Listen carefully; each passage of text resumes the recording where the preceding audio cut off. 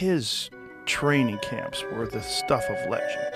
I mean, he would spar 100 rounds a week sometimes, which is just insane. Perfect.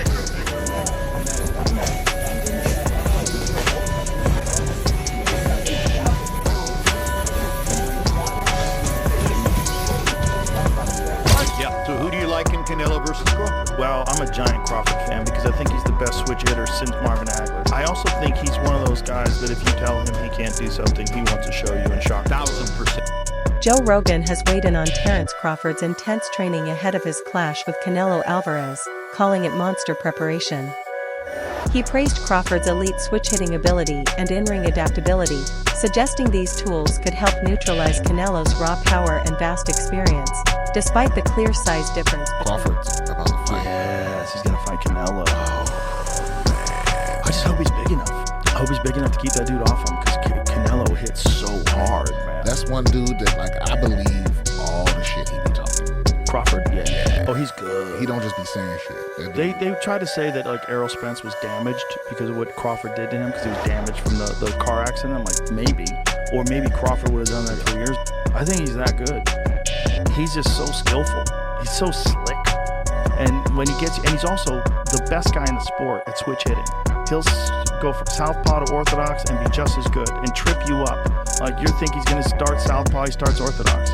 You prepare for orthodox, he's fighting southpaw. He feels like he's got you timed better orthodox, he'll switch it up. Joe Rogan has weighed in on Terence Crawford's intense training ahead of his clash with Canelo Alvarez, calling it monster preparation. He praised Crawford's elite switch-hitting ability and in-ring adaptability, suggesting these tools could help neutralize Canelo's raw power and vast experience, despite the clear size difference between the two.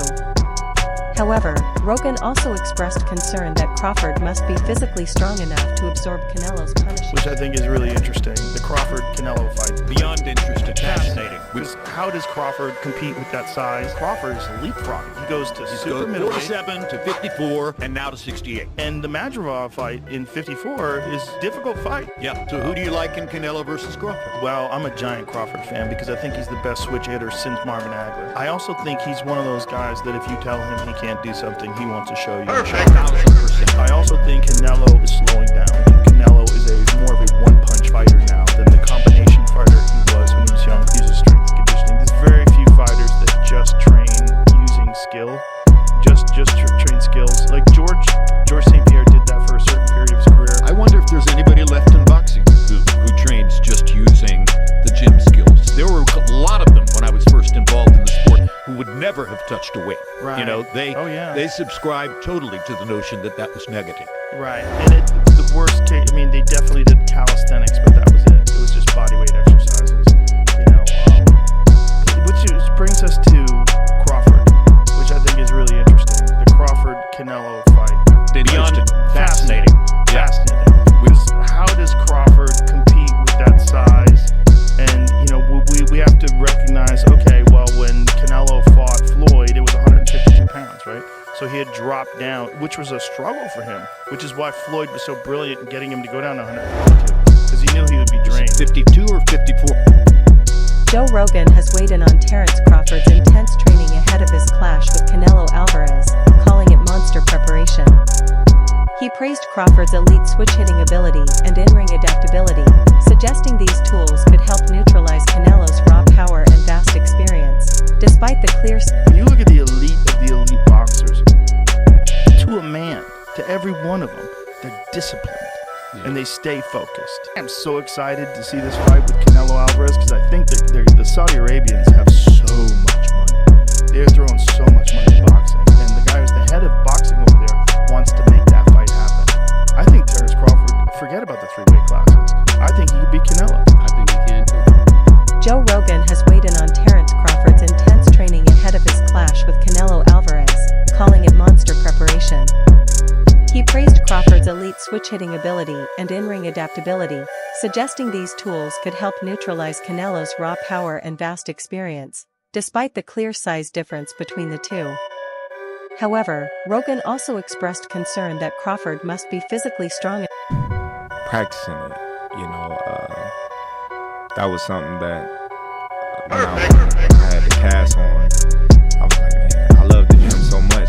I'm like, man, I'm not leaving the gym. Like, I'm going to practice with this left. And that's when I got the left stronger. Because at first, when I go southpaw, it was only, my right. Then when my hand got messed up, I started working on the left and it started getting stronger and stronger. And I started getting more accurate because at first, I just throw it just to be throwing it.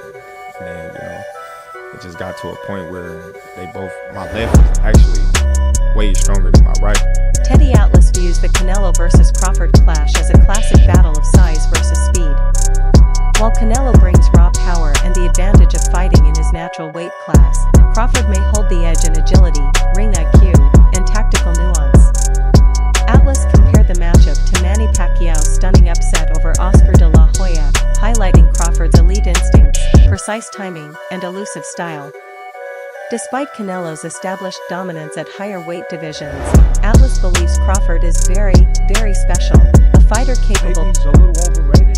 Terence Crawford versus Canelo Alvarez at 168 pounds. Canelo's really good. But I think Crawford is special. I know he hasn't fought the resume everyone wants, but you have that or you don't have that. I think he has. Canelo's really good. He's tremendous. But could he be a tiny bit overrated? The greatness is within Crawford. It's in his desire. It's in his mind. It's in his makeup, where he came from. I know he's moved up in weight class, can carry it, but those are tangibles. I believe that he has them. During training camp, Terence Crawford revealed a dramatic physical transformation ahead of his super middleweight showdown with Canelo Alvarez. After previously competing at 154 pounds, Crawford has bulked up significantly, reportedly walking around at 185 pounds, with some early footage showing him approaching cruiserweight size. Despite the added mass, he remains lean and well-conditioned, a testament to his disciplined approach to training. However, not everyone is sold on the strategy. Strength coach Rob Austa cautioned that jumping from 154 to 1... On size. Crawford coming in the ring, and Crawford doing everything he can to match Canelo's power, possibly size, and to, at a minimum, try to just maintain what speed he already possesses. Because when you go up in weight, sometimes you compromise speed. So we know Crawford and his team are doing everything they can to, at a minimum, maintain his speed. But the question came up, okay, since Crawford is looking to come in the ring fast, powerful, he's already brilliant. Shit, what if Canelo comes in lighter? I'm like, lighter? Yeah. What happens if Canelo says, you know what, I'm not going to try to come and just outweigh him by 20 pounds on fight night, because I realize I'm in it with somebody who's very agile and who's probably going to be faster than me, and although I have timing, he has timing too, so I can't afford to be 2 or 3 steps behind Terence Crawford in my speed. Boxing coach Greg Hackett believes a knockout victory for Terence Crawford over Canelo Alvarez is unlikely in today's 12-round era, arguing that Canelo is far too seasoned and durable to be taken out that easily. According to Hackett, Crawford lacks both the overwhelming knockout power and the willingness to engage in a toe-to-toe slugfest required to stop a fighter like Canelo. Instead, he expects Crawford to deliver a technical masterclass, prioritizing precision and strategy over flash. Hackett added that only in the old 15-round format might Crawford have had the time and endurance to potentially wear Canelo down for a stoppage. Meanwhile, tensions between the fighters are heating up as the bout approaches. Canelo recently quipped that Crawford would find out what happens when a good fighter jumps up to face a great one. Crawford quickly fired back, so that means you're a good fighter and... How do you feel like he will do going against somebody like a Canelo at 168? I think Bud, man, one thing I love about Bud, he willing to challenge himself. And when you're willing to challenge yourself, you can surprise yourself. But that's a hell of a feeling. I think, to be honest, you don't want to sit there and brawl with Canelo, but at some point you're going to have to fight him. You know what I'm saying? You can't let Canelo press you. You know what I'm saying? Because he's great at that. And he a bully. He is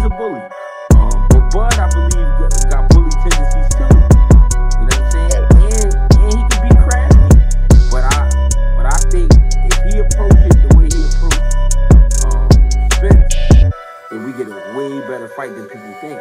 Now, what I saw when he approached Spence was, I can't make a mistake. I can't let him do too much. I can't let him be a bully. I think if he go at Canelo the same way, then we get a great fight on our hands. Now, I'm sorry. I'm not saying he won't be that dominant, but I'm just saying I think we get a great fight on our hands. Former two-division world champion Andre Ward has offered a strong endorsement of Terence Crawford ahead of his showdown with Canelo Alvarez. Ward stated, "I'm not betting Terence Crawford against anybody right now," and went as far as saying Crawford is someone you could bet the house on. While he acknowledged the risks involved with such a significant jump in weight, Ward emphasized that no one has yet proven capable. I'm going with Terence Crawford. You know, big weight jump, a dangerous fight, but somebody's got to prove to me that they can break Terence Crawford's will and that he can't figure it out against you. You know, it ain't no disrespect toward Canelo, but I've said this the last couple of years. I'm not betting against Terence Crawford against nobody right now. You got to show me that you can beat him. Dmitry Bivol, the WBA light heavyweight champion renowned for his technical skill, has expressed profound admiration for Terence Crawford. In interviews, Bivol described Crawford not just as a great fighter but as amazing, insisting that young boxers should study Crawford's style as a textbook example of how to learn the sport. Ahead of Crawford's fight with Canelo Alvarez, Bivol reiterated his respect, naming Crawford one of his favorite fighters. Questions. Crawford Spence. I know you watched the fight and you spoke about Crawford. How good is Crawford? Crawford is amazing, not just good. He's amazing, and he said the same thing about you.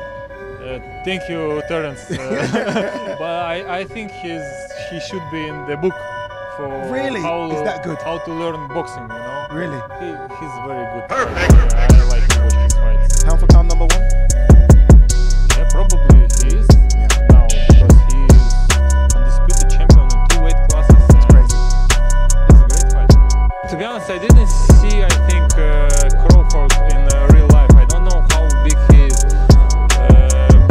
But besides, you know, when I came to boxing gym and my coach told me that one of the rules, it's like respect the weight classes, you know. We should respect weight classes.